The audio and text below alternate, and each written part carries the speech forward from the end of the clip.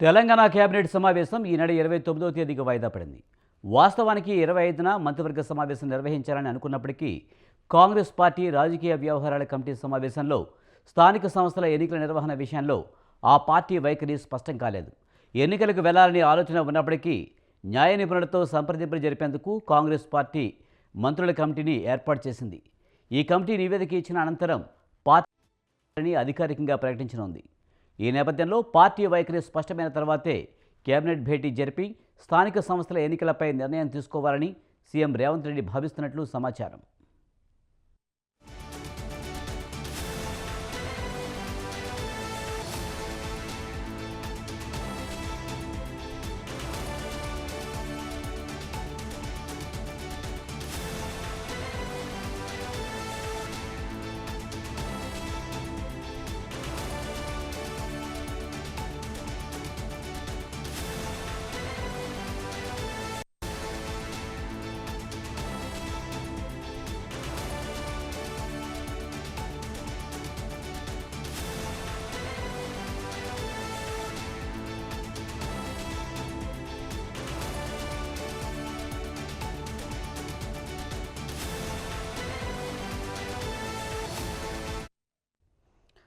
Telangana cabinet సమావేశం ఈ నెల 29వ తేదీకి వాయిదా పడింది. వాస్తవానికి 25న మంత్రివర్గ సమావేశం నిర్వహించాలని అనుకున్నప్పటికీ కాంగ్రెస్ పార్టీ రాజకీయ వ్యవహారాల కమిటీ సమావేశంలో స్థానిక సంస్థలకు ఎన్నికల నిర్వహణ విషయంలో ఆ పార్టీ వైఖరి స్పష్టం కాలేదు.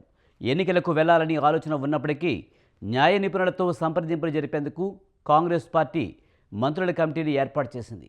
ఈ కమిటీ నివేదిక ఇచ్చిన అనంతరం పార్టీ తన వైఖరిని అధికారికంగా ప్రకటించనుంది. ఈ నేపథ్యంలో పార్టీ వైఖరి స్పష్టమైన తర్వాతే కేబినెట్ భేటీ జరిపి స్థానిక సంస్థల ఎన్నికలపై నిర్ణయం తీసుకోవాలని సీఎం రేవంత్ రెడ్డి భావిస్తున్నట్లు సమాచారం. దీనిపై మరింత సమాచారాన్ని మా కరెస్పాండెంట్ విశాల్ అందిస్తారు. విశాల్, తెలంగాణ కేబినెట్ భేటీ వాయిదా పడినట్టుగా తెలుస్తుంది. పూర్తి సమాచారం ఏంటి?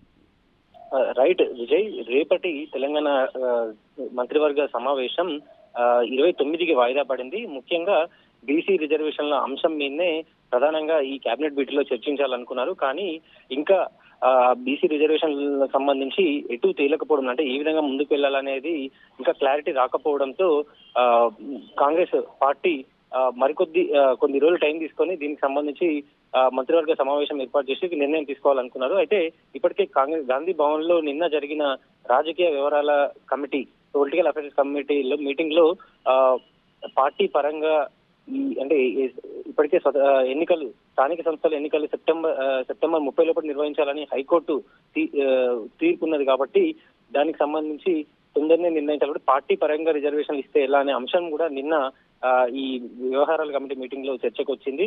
అయితే దానికి కొంతమంది వ్యతిరేకించడం, అట్లా చేస్తే విమర్శలు వచ్చే అవకాశం ఉందని కూడా కొంతమంది అభిప్రాయాలు వచ్చాయని కూడా మనకు తెలిసింది.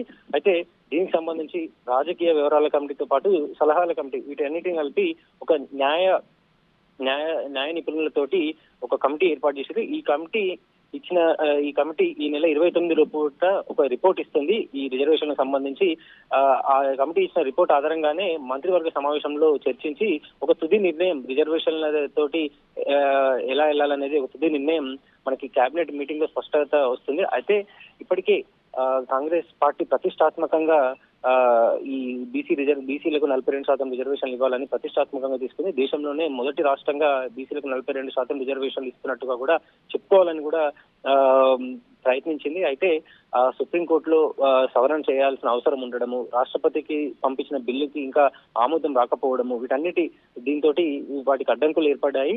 అయితే అధికారికంగా దీన్ని ముందుకెళ్ళకపోతే ఇంకా ఏదైనా ప్రత్యామ్నాయ మార్గాలు ఉన్నాయా, న్యాయ నిపుణులతోటి చర్చించిన తర్వాత ఆ కమిటీ ఇచ్చే రిపోర్ట్ ఆధారంగా మనం ముందుకెళ్లాలని కాంగ్రెస్ ప్రభుత్వం భావిస్తుంది. ఒకవేళ బీసీ రిజర్వేషన్లకి ఇప్పుడు అమలు కాకపోతే ఎన్నికలు జరగాల్సిన అవసరం ఉంది. కాబట్టి ఒకవేళ పార్టీ పరంగా ఇస్తే ఎలా ఉంటుంది, అలా ఇస్తే విమర్శలు ఇంకా వాటి ఎదుర్కోవాల్సి ఏమైనా ఉంటుందని కూడా కాంగ్రెస్ పార్టీ నాయకులు ఆలోచిస్తున్నారు.